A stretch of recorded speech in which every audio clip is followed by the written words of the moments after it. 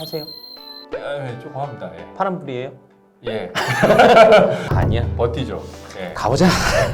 반토막 됐어요? 예. 아니야. 가보자. 예. 언젠간 살아나겠지. 아. 그러니까 그렇게 안녕하세요. 콕TV 유태진입니다. 예, 오늘 정말 특별한 손님을 모셨는데요. FR 자산관리의 길건우 대표님 모셨습니다. 어서 오세요. 네, 반갑습니다. 네. 길건우입니다. 저희 채널에는 처음 오시는 네. 것 같은데요. 예. 처음 왔습니다. 이렇게 핸섬하시고 목소리도 좋으시고 화장 좀 정말. 더 하고 올 거예요.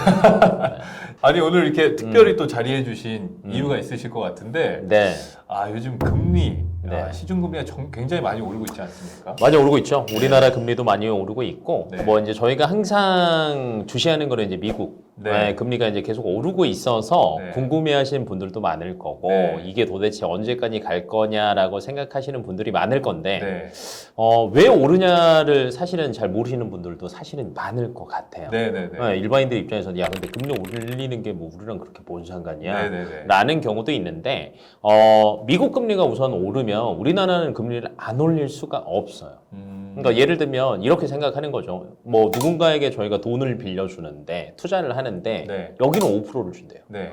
여기는 3%를 준대요. 어디에 하실래요? 5% 가야죠. 당연하죠. 네. 근데 5%를 준다라고 하는데 얘가 조금 망할 것 같아. 좀 비리비리한 회사야. 네. 근데 반대로 3%를 준다는데 네. 굉장히 우량한 회사예요. 어디에 빌려줘? 그럼 3% 가야죠. 그렇죠. 이게 사람의 심리는 왔다 갔다 하거든요. 네, 네. 근데 우리나라 시장이랑 미국 시장이 있다라고 하면 미국 시장이 당연히 더 안정적이겠죠. 안정적이고 네. 튼튼하겠죠. 근데 안정적이고 튼튼한데 금리도 더 높아.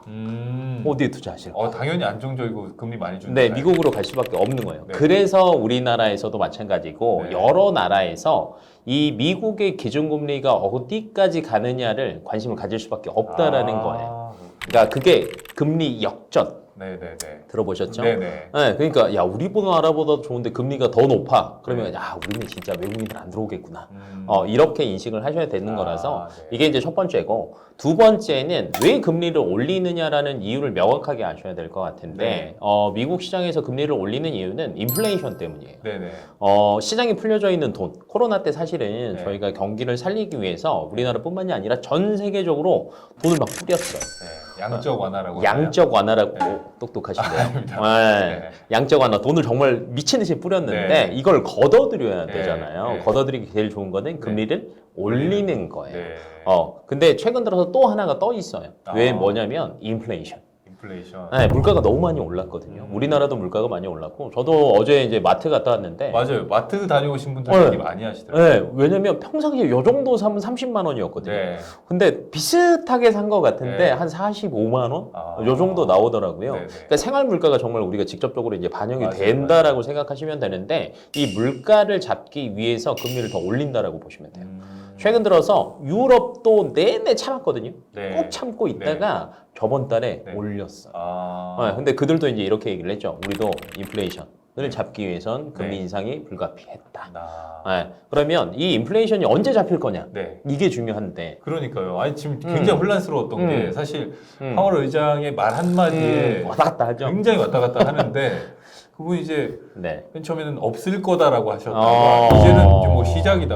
앞으로 계속될 거다 이러니까 굉장히 혼란스러운 것 같아요. 참 애매한 것 같아요. 네. 근데 이게 예측을 못하는 이유는 네. 러시아가 우크라이나를 침공하면서 사실 이게 촉발이 됐거든요. 네. 식량 가격을 미친 듯이 끌어올렸잖아요. 네, 네. 근데 그것뿐만이 아니라 에너지 가격도 네. 미친 듯이 끌어올렸어요. 네, 그러니까 네. 얘네들이 시작을 했어. 근데 최근 들어서 이게 조금 안정세에 접어들고 있다라는 거. 그 다음에 밀려있던 소비라는 게 있긴 한데 네. 사실은 저희가 옛날에 보복 소비라고 들어보셨죠? 네, 많이 들어봤죠. 코로나 때. 참았다가 확 쓸 거다. 예. 근데 벌어야 쓰지. 그렇죠. 있어야 쓰는데. 2년 반이라는 장시간을 해버리니까 못 쓰는 상황인데 물가까지 올라버리니까 일반인들은 미쳐버리는 거죠. 아. 그래서 정부 입장에서는 이거를 최대한 안정화를 시키는 게 가장 1순위예요. 네, 근데 이제 미국 시장에서는 이제 볼 때 항상 고용 지표를 같이 보거든요. 네. 야, 괜찮아. 이 정도 고용 지표면 금리를 아무리 올려도 이건 충분히 다 소화할 수 있어. 우리는 튼튼해. 네. 라고 얘기를 하는 거여서 언제까지 갈 거냐라는 건 모르겠지만 뭐 이제 지금 오늘 저희가 촬영하는 게 월요일이잖아요. 네네네. 수요일 날 네. 미국에서 소비자 물가 지수를 발표를 해요.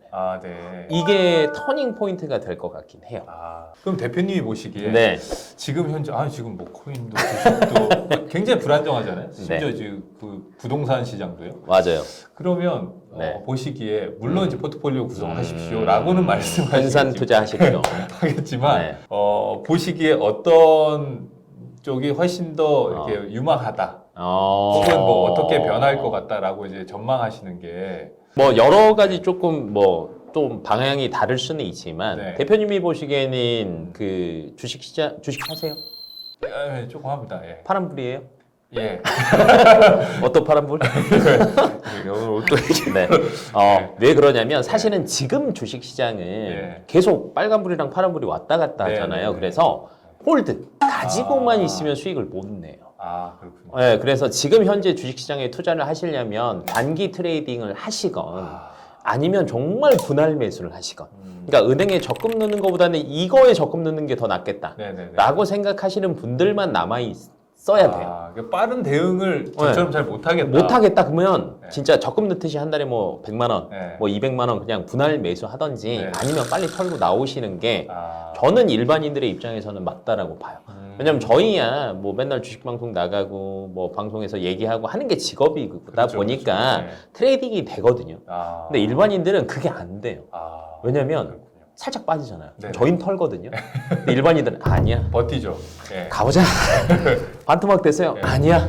가보자. 네. 언젠간 살아나겠지. 아. 그러니까 그렇게 투자를 하기에는 네. 저희가 이제 기회비용이라고 하는데 네. 시간이 저에게 많은 걸 벌어다 줘야 되는데 네. 반대로 적게 벌어다 줄 수도 있다. 아. 그럼 이제 나온 사람들은 어딜 가야 되냐라고 이제 고민을 또 하실 수 있어요. 네네. 그럼 저는 부동산 시장을 조금 기웃기웃해봐라 네. 라고 또 말씀을 드립니다. 그래요. 근데 이것도 금리 인상이랑 또 연관이 돼 있어요. 그러니까요. 네. 이번 8월 1일자부터인가요? 이제 네. 담보대출 비율을 좀 많이 늘리게 되고 음. 다만 이제 좀 소득은 계속 검증하겠다. 음. 뭐 이렇게 이제 나온 것 같은데요. 그러면 이거를 항상 저희가 정책이 나오면 그거를 조금 해부를 해봐야 돼요. 네네.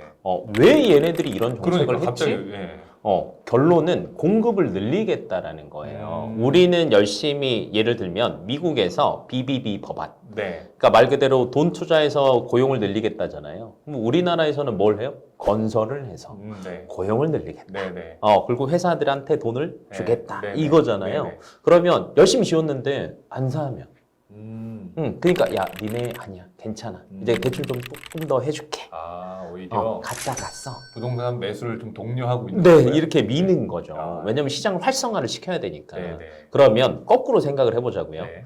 저는 집이 없는 사람. 네. 대표님은 집을 이미 샀어. 네. 영끌까지 해가지고 네네. 작년에 다 끌어모아갖고 샀어요. 네. 근데 지금 대출 이자가 지금 7% 8%지 않나요? 계속 오르죠. 예. 근데 이게 언제까지 올라요? 그건 모르죠. 앞으로 저희가 예상하기로는 내년 중반까지는 그래요? 오르지 않을까. 적어도. 네. 네. 빨리 잡히면 내년 네. 초까지는 오를 거예요. 그러면 10%가 넘어가는데 10%. 어마어마하죠. 여기서 첫 번째 고민을 네. 할 거예요. 근데 두 번째, 네. 우리 아파트 옆에 신규 아파트가 분양이 됐네. 네. 짓는데요. 야. 사람들 심리가 어떨 것 같아요? 네, 저는 아파트가 없잖아요. 네네네. 이 집 안 사고 새로운 신축, 아파트 네. 살 거예요. 네. 그 다음에 대출 담보도 여기가 더 잘 나와요. 나오겠지. 네. 네, 근데 내가 아파트 가격은 그러면 어떻게 돼요? 떨어지겠지. 네. 근데 벌이는 줄었네. 야.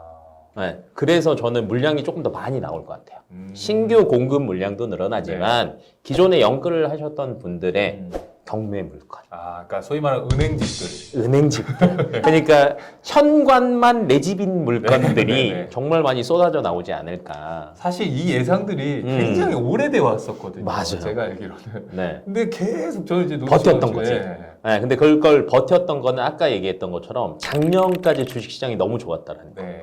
코인 시장이 너무 좋았다라는 말도 거. 안 되게 좋아. 네, 근데 최근 들어서 주식시장, 코인 시장에서 돈 번 사람이 아무도 없다라는 거의 거. 없죠, 진짜. 네. 네. 그러니까 말 그대로 일상 벌이를 가지고 네. 대출 이자를 내야 되는데 한계치에 거의 다 저는 도달한 것 같거든요. 네네. 네, 그러면 이제 저희는 항상 반대로 투자해야 되잖아요. 아, 네. 그럼 어떻게 해야 되나요? 그래서 저는 지금 차라리 총알을 모아두시고 계속. 그래서 이제 경매 물건들이나 조금 저렴한 물건들, 부동산 물건들이 나오면 저는 투자를 하는 게 맞다라고 보고요. 네. 네, 두 번째는 토지 투자도 저는 나쁘지 않은 것 같아요. 토지 투자. 네, 토지 네. 투자도 나쁘지 않은데 사실은 지역이 조금 한정돼 있기는 해요. 네네. 지금 현대차가 네. 그 바이든 대통령 왔을 때 네. 얘기를 했거든요. 네네. 우리 미국에 전기차 허브 만들어서 투자할게. 음. 그러니까 지금 전기차는 시장의 흐름이에요. 네네. 이걸 바꿀 수는 없어. 근데 그 나라에도 허브가 있으면 네. 우리나라에도 허브가 있어야 되지 않을까요? 네네. 저기 평택항. 그쵸. 말씀이세요? 네, 예를 들면 네. 미국 쪽 가는 거는 울산, 네네. 부산에서 보내면 되고 네. 유럽 가는 거는, 아, 중국 가는 거는. 더 위쪽에. 네, 그쪽이 조금 더 낫겠죠. 네네. 왜 그러냐면 물류라는 게 우리나라가 작기는 하지만 허브는 여러 군데 있어야 되거든요. 네네네. 그래서 평택항을 정부에서도 많이 밀고 있어요. 그래서 그 근처가 예를 들면 반도체도 가깝죠. 네네. 용인 클러스터 반도체 클러스터 가깝지. 어. 평택 가깝죠. 그다음에 현대차 공장이 거기 또 있거든요. 그래서 차라리 이런 쪽으로 조금 투자를 바꿔보시는 게 네. 저는 지금이 적기일 것 같아요. 그러면 평택항 근처에 토지 투자를 말씀하시는 거예요, 결론적으로? 그쵸. 이제 뭐 서부 쪽. 지역적으로 한정을 하자면 네. 아산. 아산. 네. 아산 쪽이 그래도 조금 더 낫지 않을까라고 이제 판단이 되고, 근데 토지라는 건 사실은 뭐 오래 놔둬야 된다라고 생각하시는 분들도 사실은 많아요. 그렇죠. 팁을 한 가지 드리자면, 네. 평당 가격이라고 하죠. 네. 그럼 제가 예시를 들어드리겠습니다. 평당 100만 원인 땅이 있고요. 네. 평당 500만 원인 땅이 있고, 평당 1000만 원인 땅이 있어요. 네. 뭘 사실 거예요? 일단 100짜리를 들여다보겠죠. 왜요?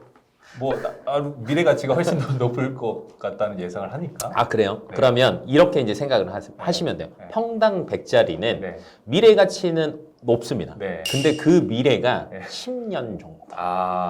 네. 길고 좀 불투명하단 말이죠. 그렇죠. 그러면 예를 들면 평당 1000만 원은 오를 수는 있지만 예를 들면 100만 원 주고 샀는데 10년 뒤에 1000만 원은 올랐어요. 네. 그럼 10년 동안에 1000% 오른 네, 거잖아요. 그쵸. 10배. 10배. 그럼 1년에 한 배. 한 배. 그러니까 수익률로 따지면 그렇게 크지는 않아요. 평당 500짜리는 3년 이내. 3년에서 5년 그 이내. 기간이 점점 네, 단축되는 단축이 되는 거예요. 1000만 원짜리는 뭐 1년 이내 곧. 주로. 네.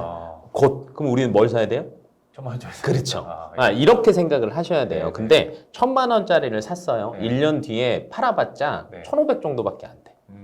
그러니까 500만 원 수익 보는 거야. 근데 1년이라는 짧은 기간 동안에 봤으니까 네. 괜찮은 거지. 자금 어쨌든 유동성도 확보하고. 그렇죠. 예. 네, 그래서 그렇게 투자를 해야 되는데 수익률로 따지면 이 중간 가격이 제일 나요. 500. 500짜리. 네, 그러면 3년 정도면 1000에서 1500이 된다라고 하면 네. 3배니까. 그리고 기간도 짧으니까. 네네네. 네, 그래서 그런 식 위주로 투자를 하면 되는데 현재 아산 땅들이 거기에 적합하다는 땅이. 500에서 1000만 원 사이예요. 네, 그래요. 네. 이거 말씀해 주셔도 괜찮나요? 뭐 그래봤자 가서 바로 땅을 사실 건 아니니까. 네네네. 네, 그리고 뭐 가서 살라고 하는데 못 사면은 네. 네, 뭐 대표님한테 물어보겠지.